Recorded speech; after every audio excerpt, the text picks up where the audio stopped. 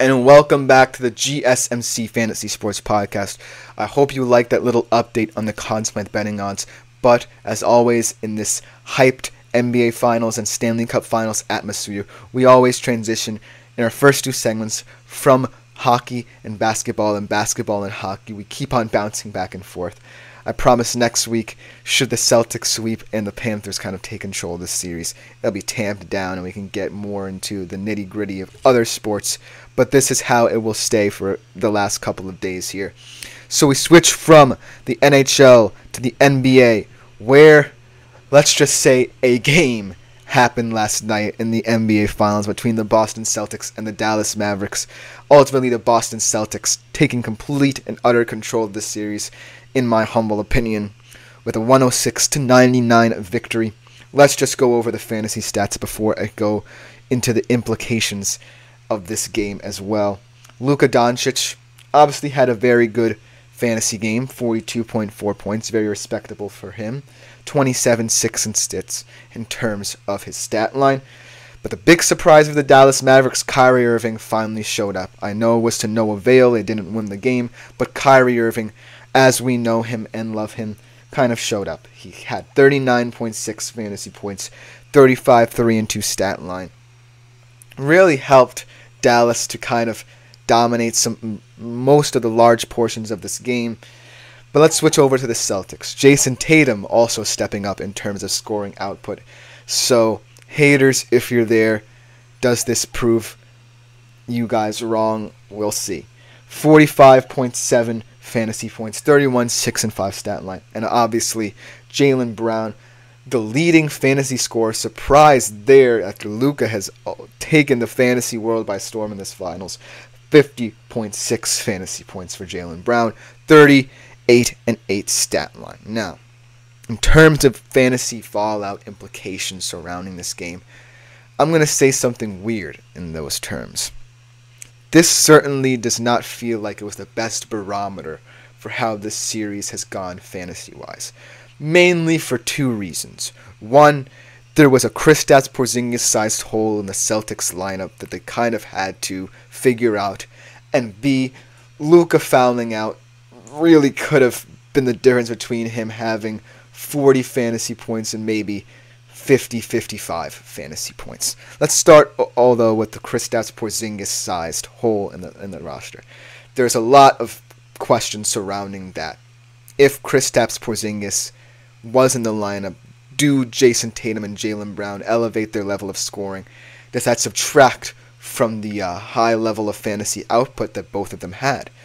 That certainly can be an interesting question, but at this moment in time, we'll never know. The fact of the matter is they just stepped up when it mattered, and so it is right now.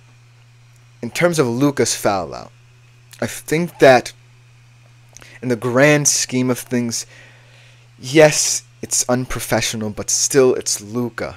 It's Luka Doncic. He's always going to be one of the better fantasy basketball players. I certainly think he was detrimental to the whole Dallas organization last night. He let his teammates down in clutch time by doing that. But frustration for a player of that caliber can definitely set in when, things aren't going your way and you just have to suck it up and accept it for what it is. I just think that Luka will have a bounce back game. It will tell us a lot about his character, not only as a real life player, but as a fantasy player, because I know he has it in him. We have seen it countless times in both the regular season and postseason. Luka Doncic is never truly down. But from the Celtics side of things, only two major things surprised me about this Celtics performance. One, the fact that they were able to weather both storms, being down 13 early in the first and then up 21 early in the second and kind of early into the fourth.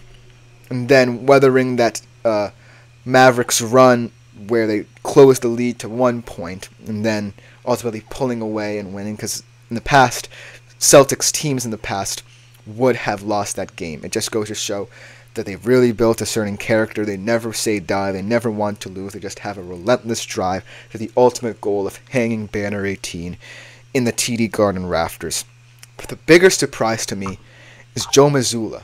Joe Mazzulla's decision-making in the postseason has been nothing short of interesting, yet very vital to how the Boston Celtics have been able to handle any real adversity that has come their way. Obviously, Kristaps Porzingis has been out for large periods of time, and the question marks around the Celtics, and specifically Joe Mazzulla in particular, was how do you mitigate for that? How do you kind of revolve around the lack of big man depth and find an answer for teams that, play fast and teams that have superstars in the Mavericks that you really have to be wary of?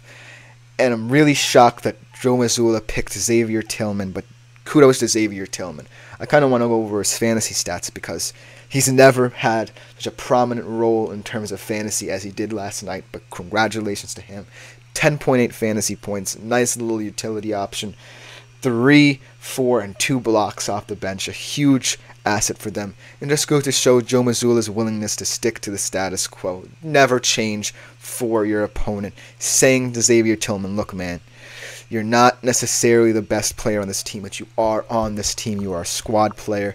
You play for the identity and sake of this team. Go out there and keep doing what Celtics basketball is. And Xavier Tillman did that to a T. Now, the whole question surrounding the reason why it was Xavier Tillman is a good one because, as we've seen in the past, Joe Mazzulla hasn't been really reliant on bench depth outside of guys like Al Horford. But when he has been, they have been in very critical situations. We saw in Game 3 of the Pacers series when Joe Mazzulla decided to use O'Shea Brissett in a heavy minutes rotation. And O'Shea Brissett was a huge help playing small ball center against a much faster-paced Indiana Pacers team. Now, do I necessarily think that going forward, if Kristaps Porzingis isn't ready to go for Game 4, isn't fully fit, that he'll necessarily change? No. Joe Mazzulla is not known for changing. Joe Mazzulla is going to stick with what the Celtics organization, the Celtics identity is, and it just so happened that Xavier Tillman was the guy that Joe Mazzulla entrusted in that role. I think that guys like Luke Kornet, even Svi Mikhailiuk, O'Shea Brissett, Neemias Queta can also be a huge asset with his length and versatility. But Joe Mazzulla, there's something to be said about managing these lower level big men in the squad where all the question marks are surrounding them and saying, look guys, one of you is going to be the guy on each and every single night, on any given night, to step up into that role if need be. Look, we're down our best big men. Kristaps is out. Who is going to be the guy for me that I want to decide? And he has been masterful at that. He's been masterful at finding the weaknesses in other teams, and with or without Kristaps Porzingis, being able to decipher how he's going to use the limited depth, the only weakness, in my opinion, in Boston's squad, to elevate his team to their ultimate goal. So kudos to Joe Mazzulla. And let's switch back to the Mavericks. Obviously, I'm happy for Kyrie Irving that he had a better game. He broke the duck. He got out of his slump and really helped the Dallas Mavericks make this a game when they were down that big deficit early in the third and early in the fourth. And so I think that Kyrie Irving is my fantasy star of the game for just showing some moxie in a tough time. But ultimately, I think the big storyline here is the fact that Luka Doncic, the question remains whether or not, if but kind of thing revolving around his fouling out, his fallout in this game, really misrepresented how good he is. Because in that game setting, I really think it was a weird circumstance for Luka to kind of come out there frustrated, aggressive, and physical.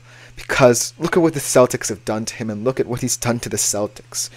Luka Doncic on every single possession has been picked up almost immediately after the ball has been inbounded. He has been pressured the full length of the court.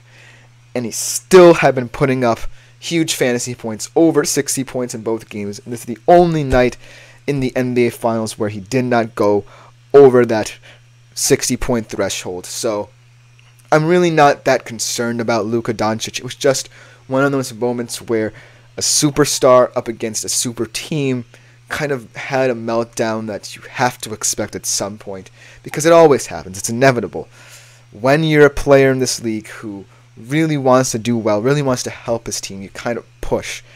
And sometimes that pushiness turns into aggression, and that aggression ultimately turns into foolish decisions.